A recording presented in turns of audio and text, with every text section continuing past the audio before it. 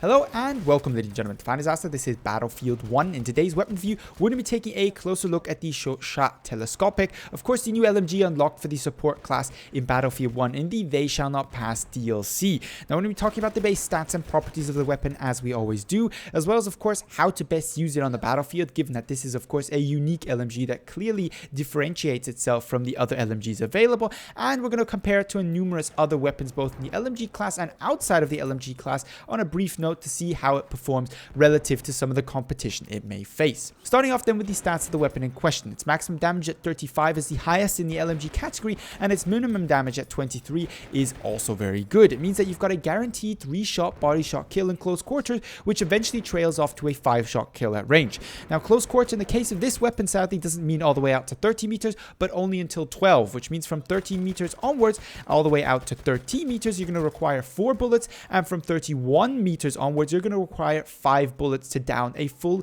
healthy target when shooting them in the chest. Now, to somewhat compensate for the very high damage that this weapon can output in close quarter, it's of course got a very low fire rate at 359 rounds per minute, interestingly identical to the autoloading 8.25 or 8.35, which also has a similar 3-shot kill in close quarters.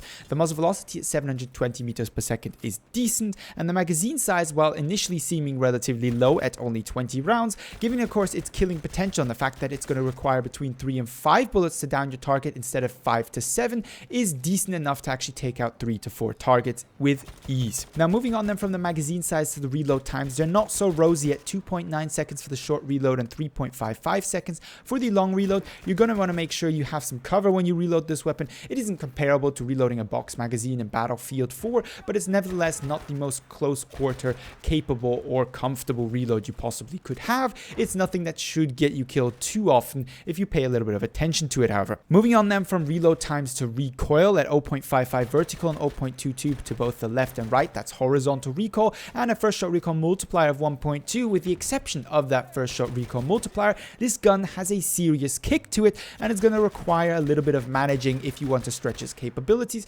from the close quarter initially probably designed for purpose to the more medium and long range engagement. Now, the weapon is controllable, but it's going to require a little bit of recoil control, especially if you're using, of course, the telescopic, which obviously has a magnified optic on it. Now, the first shot recoil multiplier at 1.2 being so low, combined with the interesting accuracy mechanisms that we have in Battlefield 1, actually makes for a very interesting playstyle that I will cover later on in today's video. So just keep in mind that this gun has a very low first shot recoil multiplier.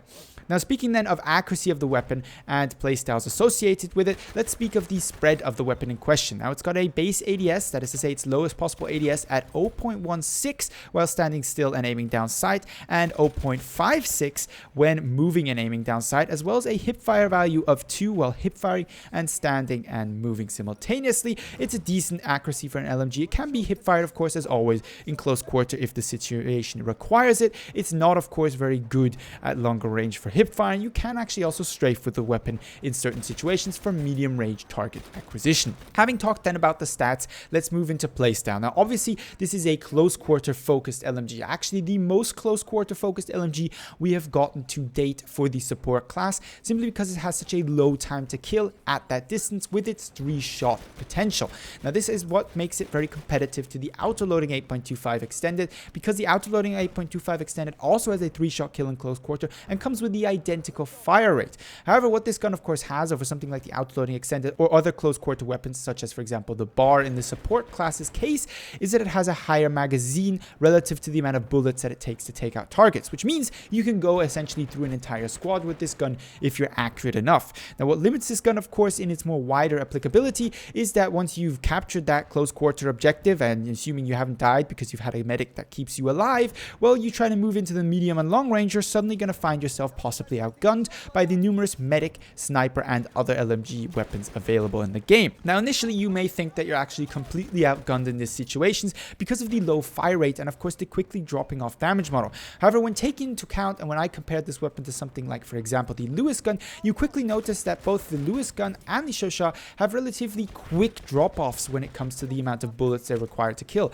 Actually, most weapons in the game, mostly, of course, talking about the support and assault weapons, have relatively speedy drop-offs, requiring quickly 6 or 7 shots to actually down your target, which means, of course, while the Chauchat is not as good as something like the Lewis gun at medium and long range, it is not absolutely unusable, assuming that you can manage the recoil. And this is where I don't want to call it skill, but practice certainly comes into play. If you get used to the relatively hefty recoil of the Chauchat, can nevertheless place your shots accurately, you will have an advantage in close quarter, whereas not necessarily being at too much of a disadvantage at medium long range. Now, true long range is not in the realm of the capabilities of this weapon. I'm talking maybe up to 50-60 meters comfortably. In those ranges, you can still do relatively good damage, especially if you use the provided bipod. Now, I'm not advocating for prone camping and bipod play.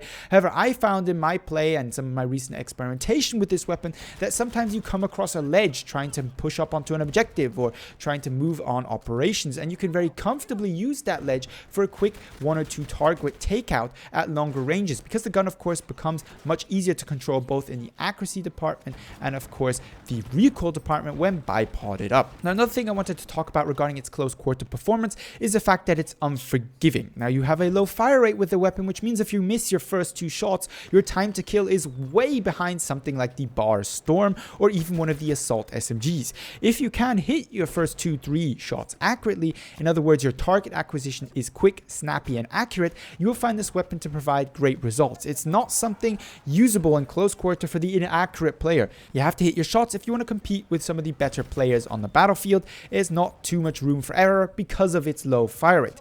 Now, I spoke earlier about an interesting possibility with the placedown that's connected, of course, to the accuracy model of the LMGs and more generally, actually, the accuracy and spread models of Battlefield 1's guns. You have a very low first shot accuracy of the value, if you so will. It then jumps up, of course, in the case of the LMGs to a very bad spread, and then slowly decreases by the 5th, 6th, 7th, 8th shot to what it originally was, which means, of course, that's why you're supposed to hold down the trigger with LMGs, but it also means that your first shot is highly accurate. And in the case of this weapon, highly accurate actually means 0.16 ADS accurate, which is amazing and quite a bit better than most weapons in Battlefield 1, which means if you single fire this weapon, you are actually at medium range going to be very capable of using this weapon as a 20-shot DMR. Compare it to something like the Selbstlade M1916 Marksman.